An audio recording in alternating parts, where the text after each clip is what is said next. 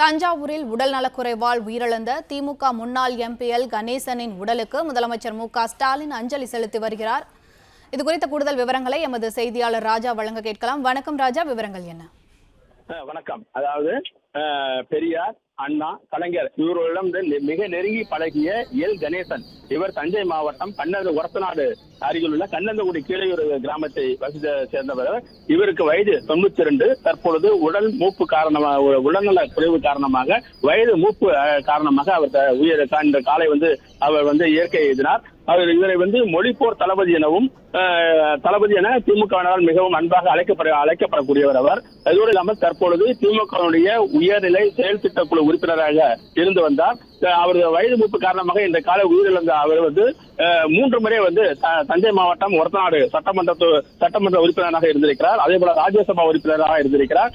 மாநிலங்களவை உறுப்பினராக இருந்திருக்கிறார். ஒரு கட்டத்தில் திமுகவில் இருந்து விலகி வைகோ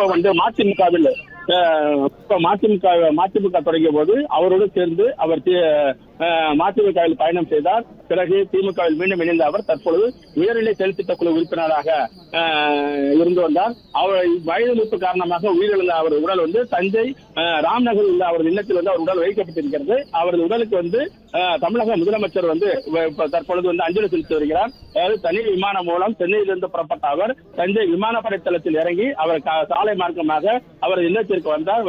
தற்பொழுது அவரது உடலுக்கு மலர் வளையம் வைத்து அஞ்சலி செலுத்தி வருகிறார். அதோடு மட்டுமில்லாமல் அவருடைய குடும்ப உறுப்பினர்களுக்கும் அவர் ஆறுதல் கூறி வருகிறார். அவருடன் டி.ஆர். பாலு மற்றும் சட்டமன்ற உறுப்பினர் அமைச்சர்கள், சட்டமன்ற உறுப்பினர்கள் ஆகியோர் உடல் இருக்கிறார்கள். அவர் தொடர்ந்து அவரது உடலுக்கு ஏராளமானவர்கள் அஞ்சலி செலுத்தி வருகிறார்கள். அவருடைய உடல் நாளை காலை அவரது சொந்த கிராமமான கண்ணந்தகுடி கீழையூருக்கு எடுத்துச் செல்லப்பட்டு அங்கு அவருக்கு நல்லடக்கம் செய்யப்பட இருப்பதாக அவரது உறவினர்கள் தெரிவித்திருக்கிறார்கள். அவர் குடும்ப உறுப்பினர்கள் தெரிவித்திருக்கிறார்கள்.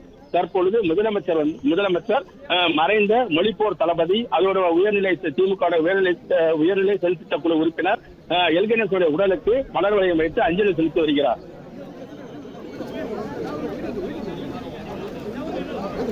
விவரங்களுக்கு நன்றி ராஜா. பிளே ஸ்டோர் மற்றும் ஆப் ஸ்டோரில் இருந்து பாலிமர் செயலியை QR கோடு மூலம் பதிவிறக்கம் செய்யுங்கள். செய்திகளை உடனுக்குடன் பெறுங்கள்.